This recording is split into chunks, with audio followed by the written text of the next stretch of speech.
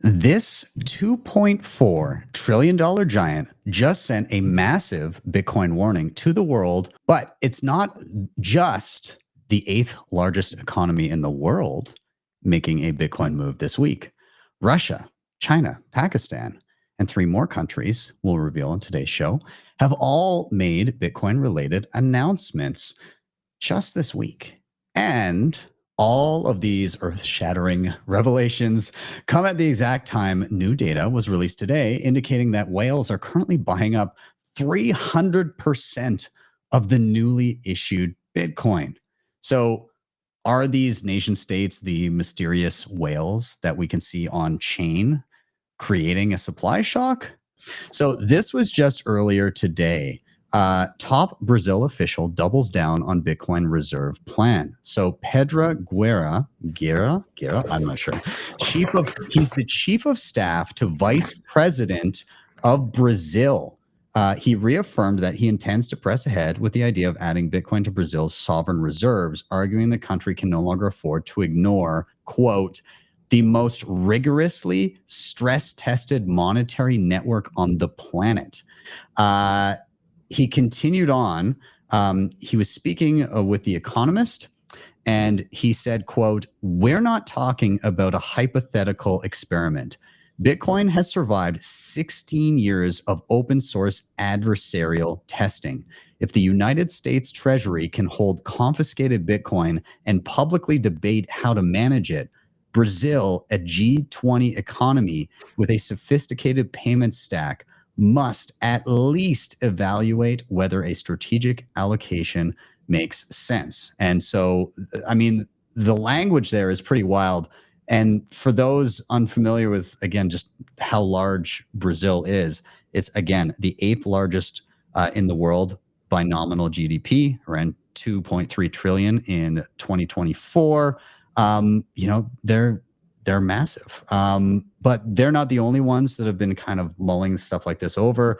Earlier this year, Abu Dhabi Wealth Fund revealed they basically had around $500 million Bitcoin purchase there. We'll file it under like a maybe development, but Pakistan is appointing the co-creator of Binance as an advisor for, we'll call it, they say adoption of blockchain technology and digital assets. So, we'll forgive them for that. But, and same with Kyrgyzstan, same idea. And then earlier this week, we also had Van Eck confirming that China and Russia are settling energy trades in Bitcoin. So the quote here, Bitcoin has become more than just a speculative asset. It is now evolving into a functional monetary tool, especially in economies seeking to bypass the US dollar and reduce exposure to US-led financial systems. Head of digital asset research Matthew Siegel said in Van Eck's report released on April 8th, China and Russia have reportedly begun settling some energy transactions in Bitcoin and other digital assets, a significant step that further drives the narrative of de-dollarization. So a lot of stuff going on there. And again, to the point of whales absorbing 300%, basically at the current pace of Bitcoin being mined, 3 times as much are being bought up. But of course, there's sell pressure too. And retail seems to not really, they're absent right now. Like there's not a ton of people that are super interested on the retail side. So I guess what I'm teeing up here is, with all of this craziness and kind of game theory playing out on this geopolitical side and retail just asleep at the wheel, Bitcoin Well is the best place to be buying and selling Bitcoin in Canada and the US.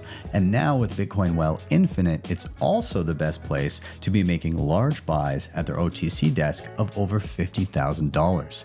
Their white glove service gives you fast transactions, no slippage, and the lowest fees. You can scan the QR code on the screen or simply head to bitcoinwell.com/BTC sessions to sign up today. And you can share your own personalized referral link to earn commissions.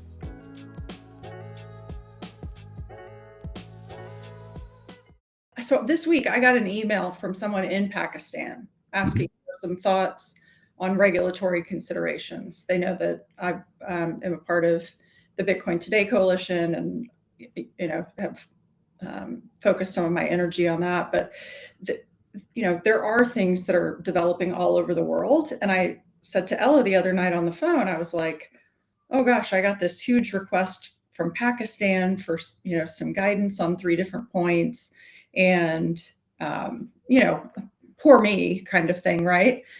And then she said, oh well, I'm working on, somebody reached out to her from somewhere outside the US.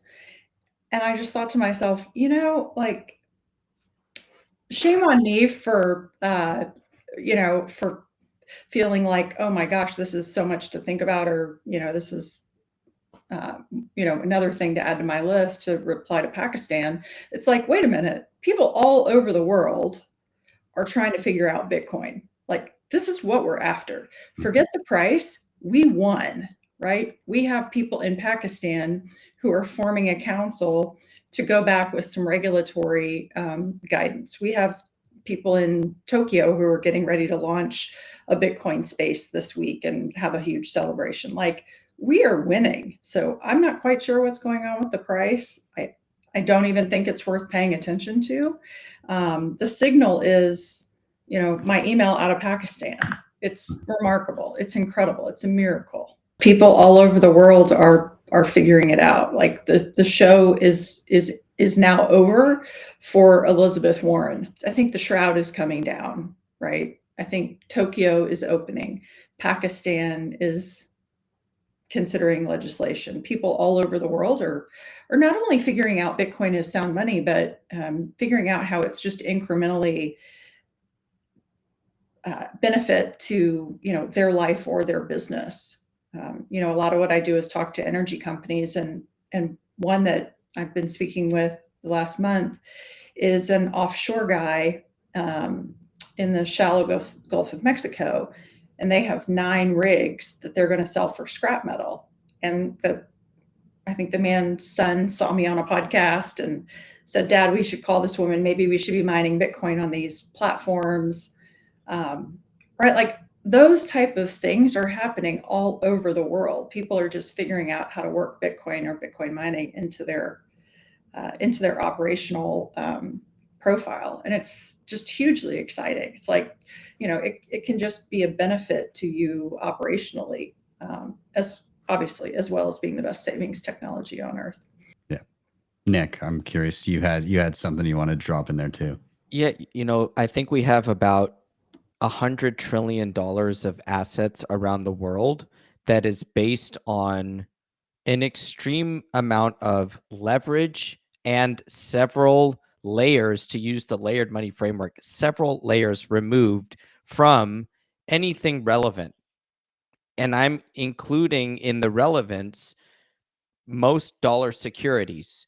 So what I'm really talking about is most of fiat is built on absolutely nothing. And so when we think about even the amount of Chinese onshore deposits in CNY, it's about $60 trillion worth.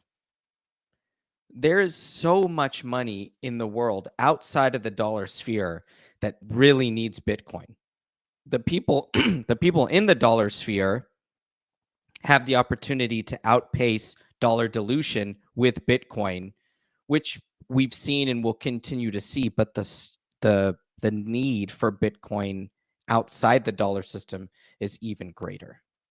Yeah, Canute, I'm curious to hear your thoughts on everything. Well, I like number go up as much as anyone else, but I prefer number of people go up, like number of individuals go up, before number of nations and number of corporations go up. So, like, while this whole nation state game theory thing that we see playing out now was inevitable always, I would have preferred if it had taken another decade. And that people like the little guy could have gotten his hands on Bitcoin before that. There's still a chance, since we're doing the crab market thing here. I mean, you're never too late to Bitcoin. I truly believe that. It's going up forever. So you still have the chance to leapfrog, or maybe not leapfrog is the wrong word here, but you have a chance to get a head start on all of these big players, because they haven't figured it out yet, and I don't think they can anytime soon. They can't figure it out on a deeper level anytime soon. Like, they are going to, all these heads of all these institutions that are now trying to get in, they have their learning curve too, and it's going to take a decade before they really grok what Bitcoin is.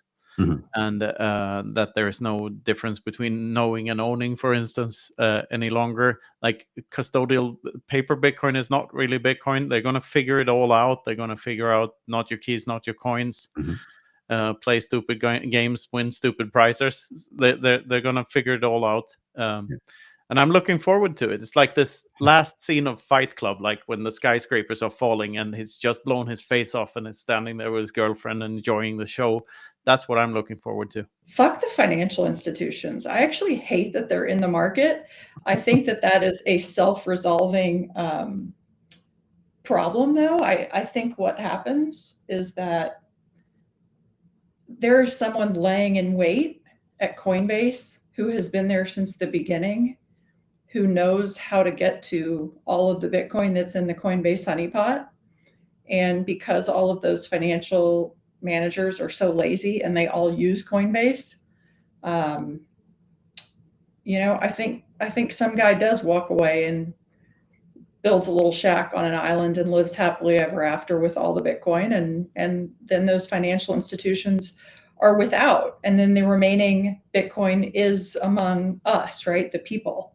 Yeah. I mean, the fact that we have, CZ courting companies and helping them with their policy means that definitely we have a large swath of the population that still needs to figure out why Bitcoin only. That's still coming. Everybody has to learn that lesson over time. It's going to take time. And again, to your point, you're never too late to Bitcoin. Even the last person on earth who begrudgingly decides to move from a money that can be persistently debased to one that is sound will still benefit from that point forward. They'll have been through the ringer up to that point, but as soon as they make that shift, things will begin getting easier for them. So again, you're never too late, but you can save yourself a lot of heartache by coming to that conclusion sooner and doing your research and starting to figure this thing out. So Nick, I'm curious your input on anything that we've kind of gone down plenty of different rabbit holes here. Yes, I believe the United States is about to significantly increase its electricity capacity over the next couple years. And I want to cite the article that you opened with from Brazil that said, if the U.S. Treasury already holds Bitcoin and is debating about what to do with it, then we need a strategy. It's about leadership, guys. And the U.S. is the leader on a lot of policy. The world looks to the U.S. What should we be doing on policy? What are you guys going to be rolling out in terms of AI? That's what they're going to be copying. And so the Bitcoin policy is another thing that the world will look to the US for leadership. So my take is much longer term in terms of why I'm bullish, but I think the conditions are set up for a strong Bitcoin mining culture in the United States, a strong pro-energy production and usage policy in the United States, and all of that boosts the attractiveness of Bitcoin as this reserve neutral asset that anybody can have access to. Bitcoin Well is the best place to be buying and selling Bitcoin in Canada and the US. And now with Bitcoin Well Infinite, it's also the best place to be making large buys at their OTC desk of over $50,000. Their white glove service gives you fast transactions, no slippage, and the lowest fees. You can scan the QR code on the screen or simply head to bitcoinwell.com/BTC sessions to sign up today. and you can share your own personalized referral link to earn commissions.